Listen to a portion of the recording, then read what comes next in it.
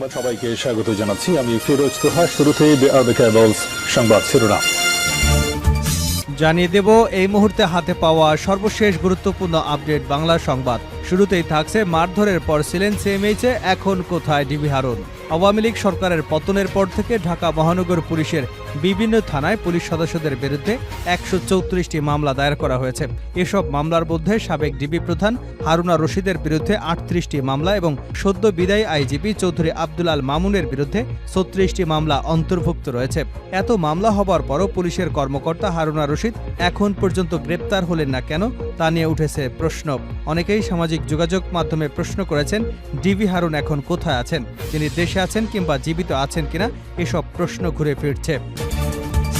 এবারে জানাবো রিমান্ড শেষে কারাগারে সাবেক আইজিপি শহীদুল হক। ৭ দিনের রিমান্ড শেষে পুলিশের সাবেক মহাপরিদর্শক আইজিপি শহীদুল হককে কারাগারে পাঠানোর আদেশ দিয়েছেন আদালত।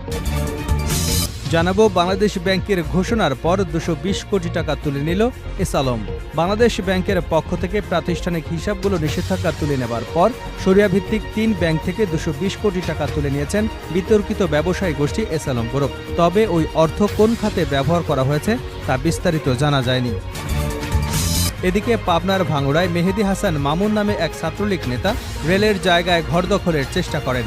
পুলিশ এবং সেনাবাহিনী ঘটনাস্থলে উপস্থিত হলে তারা পালিয়ে যান। পরে সেনাবাহিনী পাশের কুমড়াডাঙ্গা মসজিদে মাইকি ঘোষণা দিয়ে দখলকারীদের সতর্ক করে দেন।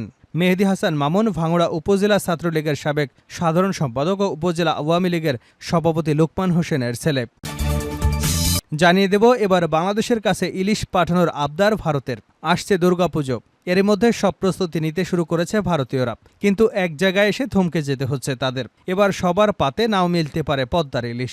এর কারণ শেখ হাসিনা আর বাংলাদেশের সরকার প্রধান নেই। ক্ষমতায় এসে অন্তর্বর্তীকালীন সরকার ভারতে ইলিশ পাঠানোর ব্যাপারে নেতিবাচক মন্তব্য করেছে। তাহলে এবার কি ভারতীয়রা পদ্মার ইলিশ পাবে না? এর মধ্যে ভারতের পক্ষ থেকে ইলিশ চেয়ে আবেদন জানানো হয়েছে। দাদাবাবুদের এমন আমন্ত্রণে সাড়া দেবে কি বাংলাদেশ? এবং সর্বশেষ জানাবো আন্তর্জাতিক সংবাদ। তরুণীকে হত্যার ঘটনায় ক্ষেপলেন এরদোগান, নিন্দা জানালো যুক্তরাষ্ট্র। অধিকৃত পশ্চিম তীরে ইসরায়েলি বাহিনীর গুলিতে আইশেনুর এইগি নামে এক তরুণী নিহত হবার ঘটনায় তোলপাড় শুরু হয়ে গেছে।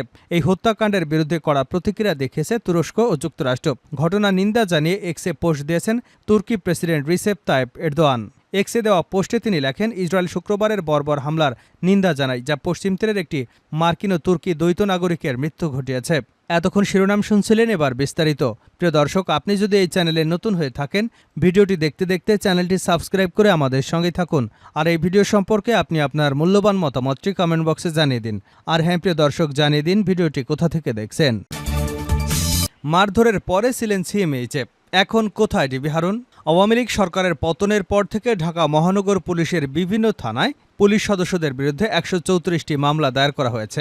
এসব মামলার মধ্যে সাবেক ডিবি প্রধান হারুনা রশিদের বিরুদ্ধে ৩৮টি হত্যা মামলা, সদ্য বিদায়ী আইজিপি চৌধুরী আব্দুল আল মামুনের বিরুদ্ধে ৩৬টি মামলা অন্তর্ভুক্ত রয়েছে।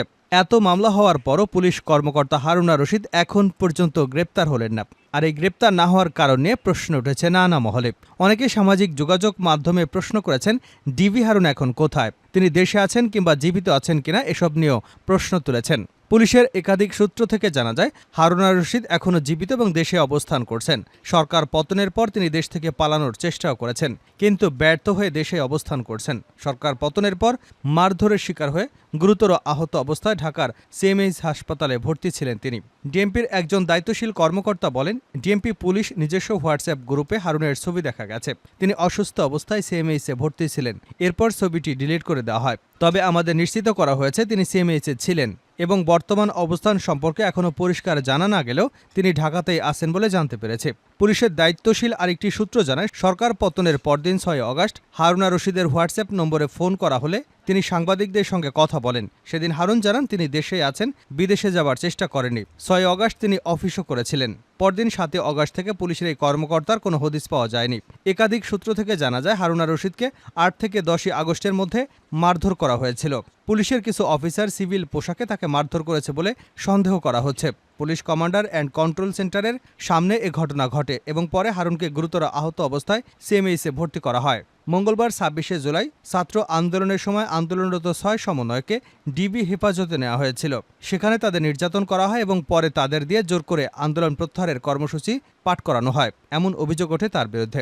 এ ঘটনার পর হারুনের সমালোচনার মুখে ৩১শে জুলাই ঢাকা থেকে বদলি করা হয়। হারুনা রশিদকে নিয়ে বিভিন্ন তথ্য ফাঁস হয়েছে, যার মধ্যে একটি ফোন রেকর্ডে তিনি বলেন, আমরা সরকারের দাস, সরকারের নির্দেশে আমাদের সব করতে হয়।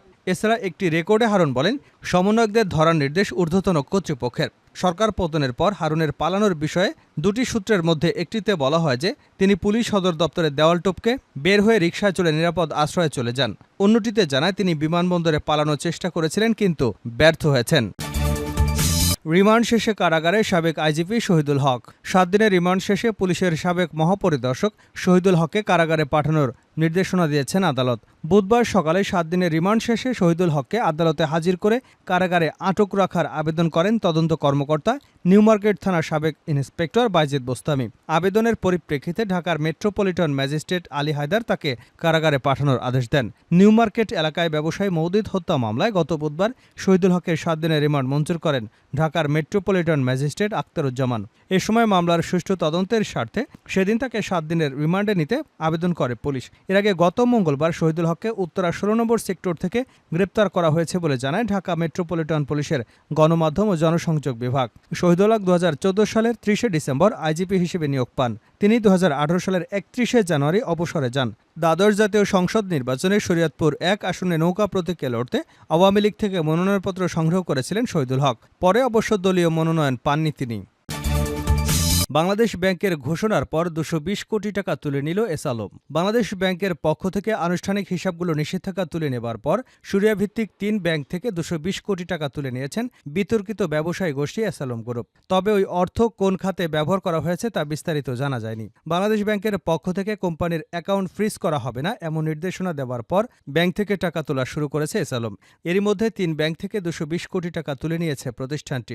এর মধ্যে সংকটে থাকা ফার্স্ট সিকিউরিটি ইসলামী ব্যাংক থেকে তোলা হয়েছে ৫ কোটি টাকা। এছাড়া ইসলামী ব্যাংকের বংশাল, চট্টগ্রামের একটি শাখা ও গুলশান শাখা থেকে তোলা হয়েছে ১০০ কোটি টাকারও বেশি।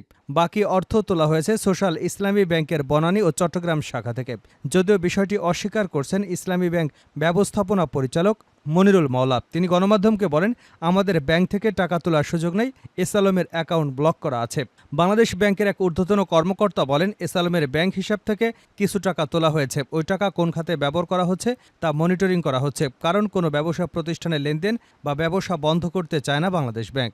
জানতে চাইলে বিশ্বব্যাংকের ঢাকা অফিসের সাবেক মুখ্য অর্থনীতিবিদ ড জাহিদ হোসেন গণমাধ্যমকে বলেন, দেশের স্বার্থে প্রাতিষ্ঠানিক ব্যাংক হিসাবগুলো স্থগিত করা হয়নি। এটা স্থগিত করা ঠিকও হবে না। তবে এসব হিসাব থেকে কোনো অর্থ বের করে পাচার করার চেষ্টা করা হচ্ছে কিনা সেদিকে নজর রাখা হচ্ছে। পাবনায় রেলের জায়গায় ঘর দখলের চেষ্টা ছাত্রলীগ নেতার। পাবনার ভাঙ্গুড়ায় মেহেদী হাসান মামুন নামে এক ছাত্রলীগ নেতা রেলের জায়গায় ঘর দখলের চেষ্টা করেন। পুলিশ এবং সেনাবাহিনী ঘটনাস্থলে উপস্থিত হলে তারা পালিয়ে যান। পরে সেনাবাহিনী পাশের কুমড়াডাঙ্গা মসজিদে মাইকে ঘোষণা দিয়ে দখলদারীদের সতর্ক করেন। মেহেদী হাসান মামুন ভাঙ্গুড়া উপজেলা ছাত্রলীগের সাবেক সাধারণ সম্পাদক ও উপজেলা আওয়ামী লীগের সভাপতি লোকমান হোসেনের ছেলে। গত সোমবার রাত 8:30টার দিকে মামুন ও তার ভাই মানিকের নেতৃত্বে একদল লোক দখলের চেষ্টা চালায়। এ ঘটনায় ওই জায়গায় বর্তমান মালিক মোস্তফা থানায় অভিযোগ দিতে গেলে পুলিশ কোর্টে মামলার পরামর্শ দেন। জানা যায়, উপজেলার সরকারি ভাঙ্গুড়া ইউনিয়ন উচ্চ বিদ্যালয় সংলগ্ন এলাকায় জমি রয়েছে লোকমান হোসেনের, সেখানে তারা দোকান নির্মাণ করেন। সোমবার রাত 8টার দিকে মামুন এবং তার ভাই মানিক সহ ছাত্রলীগের প্রায় ৩৫ জন পাশের মৃত মুর্শিদ আলীর দোকান ঘরে ভেঙে দিয়ে দখলের চেষ্টা করে। বিষয়টি টের পেয়ে মোস্তফা আহমেদ ভাঙ্গুড়া থানার ভারপ্রাপ্ত কর্মকর্তা, উপজেলা নির্বাহী কর্মকর্তা ও সেনাবাহিনীকে বিষয়টি অবগত করান। সেনাবাহিনী বিষয়টি অবগত হয়ে দ্রুত ঘটনাস্থলে পৌঁছলে দখলের চেষ্টাকারীরা কৌশলে সটকে পড়ে। শেষ করছে আন্তর্জাতিক সংবাদ দিয়ে। তরুণীকে হত্যার ঘটনায় ক্ষেপলেন এরদোগান, নিন্দা জানালো যুক্তরাষ্ট্র। অধিকৃত পশ্চিম তীরে ইসরায়েলি বাহিনীর গুলিতে আয়েশিনুর একজি নামে এক তরুণী নিহত হবার ঘটনায় তোলপাড় পড়ে গেছে। এই হত্যাকাণ্ডের বিরুদ্ধে কড়া প্রতিক্রিয়া দেখিয়েছে যুক্তরাষ্ট্র ও তুরস্ক। এ ঘটনার নিন্দা জানিয়ে এক্সে পোস্ট দিয়েছেন তুরস্কের প্রেসিডেন্ট রিসেপ তাইপ এরদোয়ান। এক্সে দেওয়া পোস্টে তিনি লেখেন, ইসরায়েলের শুক্রবার বর্বর হামলা নিন্দা জানায়, যা পশ্চিম তীরের একটি মার্কিন তুর্কি দ্বৈত নাগরিকের মৃত্যু ঘটিয়েছে। এরদোয়ান আরও লেখেন, পশ্চিম তীরে ইসরায়েলি দখলদারদের বিরুদ্ধে একটি মিছিলের উপর তাদের বর্বর হস্তক্ষেপে নিন্দা জানাচ্ছি। হামলায় প্রাণ হারানো আন্দোলনকারী আইসিনুর আমাদের নাগরিক, তার আত্মার শান্তি কামনা করছি। মর্মান্তিক এই ঘটনায় দুঃখ প্রকাশ করেছেন মার্কিন পররাষ্ট্রমন্ত্রী অ্যান্টনি ব্লিংকেনও। এর জন্য ঘনিষ্ঠতম মিত্র ইসরায়েলকে সরাসরি দোষারোপ না করলেও সুষ্ঠু এবং নিরপেক্ষ তদন্তের আহ্বান জানিয়েছেন। এর আগে যুক্তরাষ্ট্রের স্টেট ডিপার্টমেন্টের মুখপাত্র ম্যাথিউ মিলার জানান, ওয়াশিংটন জরুরি ভিত্তিতে ওই তরুণীর মৃত্যুর ঘটনার সত্যতা সংগ্রহ করেছে। তুরস্কে জন্ম হলেও আইসিনুর বড় হওয়া যুক্তরাষ্ট্রে। ওয়াশিংটন বিশ্ববিদ্যালয়ে পড়াশোনা করা ২৬ বছর বয়সী আইসিনুর নাবলুসের কাছে বেইত শহরে ইহুদি বসতি সম্প্রসারণের বিরুদ্ধে সাপ্তাহিক প্রতিবাদের অংশ হিসেবে ফিলিস্তিনপন্থী ইন্টারন্যাশনাল সলিডারিটি মুভমেন্টের হয়ে প্রথমবারের মতো বিক্ষোভে যোগ দিয়ে প্রাণ হারালেন।